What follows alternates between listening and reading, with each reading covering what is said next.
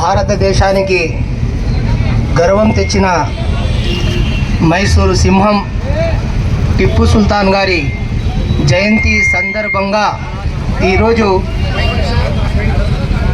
Rally నిర్వహించడం జరిగింది.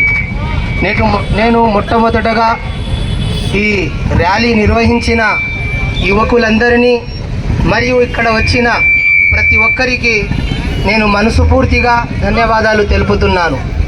ఎందుకంటే మనము ఏ పని చేసినా ఆ పనికి ఒక అర్థం ఉండాలి. ఎందుకంటే మన భారతదేశంలో 1751 నవంబర్ 20వ తేదీ బెంగళూరు దేవనహళ్ళిలో పుట్టిన సింహం టిప్పు సుల్తాన్ గారు. మరియు ఆయన 1782 నుంచి 1799 వరకు భారతదేశంలో భారత గడ్డ పైన జీవించడం జరిగింది. ఆయన యొక్క పుట్టుక, ఆయన యొక్క సాహసాలను స్వర్ణ అక్షరాల్లో రాయబడడం జరిగింది. మనము కూడా ఆయన యొక్క పుట్టుకను, ఆయన యొక్క జీవితానికి స్ఫూర్తిగా తీసుకోవాలని నేను ఈరోజు యువకులకందరికీ చెప్పడం జరుగుతుంది. ఎందుకంటే మొన్న యూట్యూబ్లో ఒక వీడియో పెట్టినాడు. చైనాలో చిల్డ్రన్స్ డే పిల్లలు ఎలా జరుపుకుంటారు, మన భారతదేశంలో ఎలా చేసుకుంటారు అనే ఒక వీడియో పెట్టాడు. ఏమిటంటే చిల్డ్రన్స్ డే రోజు మన భారతదేశంలో కొన్ని చోట్ల ఆ పాట ఏదంటే ఆంఖోన్ సే మజా లీజియే అని చిల్డ్రన్స్ డే చేయడం జరిగింది.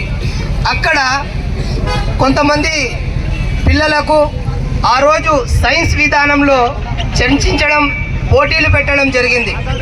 అలాగే మనము కూడా టిప్పు సుల్తాన్ గారి జయంతికి మన జీవితంలో ఒక స్ఫూర్తిగా తీసుకోవాలి. ఊరేగింపు మరియు షికార్లు, పుకార్లు, హారన్లు ఇలా కాదు. మనము ఈరోజు ఈ జయంతి సందర్భంగా ర్యాలీ ఎందుకు తీస్తున్నాము అంటే మనము భారతదేశం గడ్డపైన పుట్టాము కాబట్టి మన శరీరం ద్వారా ఈ భారతదేశ గడ్డకు మేలు చేకూర్చాలన్న ఒక ఉద్దేశంతో ప్రతి ఒక్కరికి ఒక మెసేజ్ ఇవ్వడం జరుగుతుంది. ఆ రోజు టిప్పు సుల్తాన్ గారు మన భారతదేశంలో వచ్చిన ఆంగ్లేయులపైన యుద్ధం ఎందుకు చేశారు? వాళ్ళు కూడా మానవులే కదా, మనం కూడా మానవులమే కదా. ఆ రోజు ఈస్ట్ ఇండియా పేరుతో వాళ్ళు మన భారతదేశంలో చొరబడి మన భారతదేశంలో ఉన్న వారికే సుఖ సంతోషాలు దూరం చేయడం జరిగింది. మరియు భారతదేశంలో ఉంటూ భారత ధనానికి, భారతదేశంలో ఉన్న సుఖ సంతోషాలకు వాళ్ళు దోచుకోవడం మొదలుపెట్టినారు. దాని కొరకు ఆ రోజు టిప్పు సుల్తాన్ గారు వాళ్ళపైన 4 సార్లు యుద్ధం చేశారు. చిన్న చిన్న యుద్ధాలు కాదు, పెద్ద పెద్ద యుద్ధాలు చేశారు.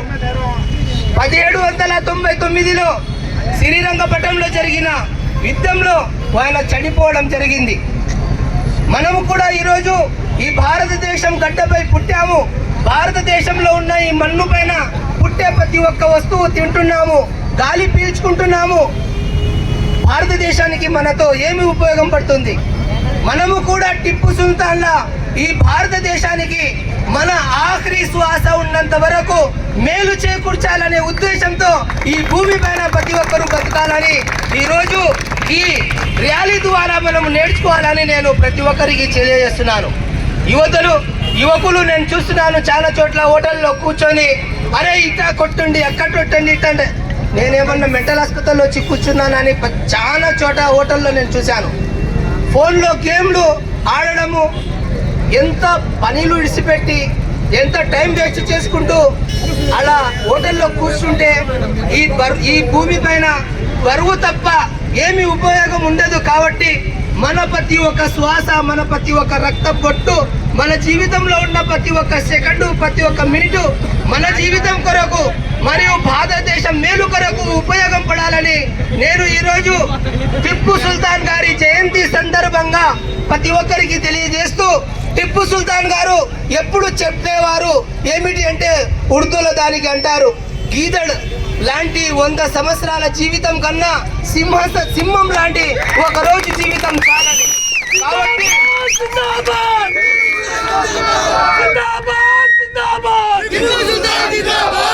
నేను లాస్ట్ ఒక మాట చెప్పి నా మాటకు ముగిస్తూ, మేము ర్యాలీలో ప్రతి ఒక్కరికి చెప్పేది ఏమిటంటే, ఈ ర్యాలీ ద్వారా ఎవరికి హాని జరగకూడదు, ఎవరికి ఇబ్బంది పెట్టకూడదు, ఎవరికి కూడా ఎలాంటి ఇబ్బంది కలిగియకూడదు. టిప్పు సుల్తాన్ గారు వాళ్ళు ప్రాణం ఇడిసిపెట్టినారంటే భారతదేశంలో నా తర్వాత వచ్చే ప్రతి ఒక్కరూ సుఖ సంతోషాలతో ఉండాలని వాళ్ళ ప్రాణం ఇచ్చారు. కాబట్టి మేము ఏ విధంలోనైనా కానీ మన జీవితంలో ప్రతి ఒక్కరికి లాభం చేకూర్చాలా కానీ ఎవరికి కూడా ఇబ్బంది పెట్టకూడదని ఈరోజు టిప్పు సుల్తాన్ గారి జయంతి సందర్భంగా ప్రతి ఒక్కరికి తెలియజేస్తూ, ఈరోజు ఇప్పుడు ఈ నుంచి గాంధీ చౌక్ నుంచి ఈ ర్యాలీ మొదలు పెట్టడం జరుగుతుంది. ప్రతి ఒక్కరు కూడా ఈ ర్యాలీలో ఉన్న ప్రతి ఒక్కరు కూడా శాంతిని చేకూర్చాలని నేను తెలియజేస్తూ, జై భీమ్, జై భీమ్, జై టిప్పు సుల్తాన్, జై జై టిప్పు సుల్తాన్, జిందాబాద్ జిందాబాద్.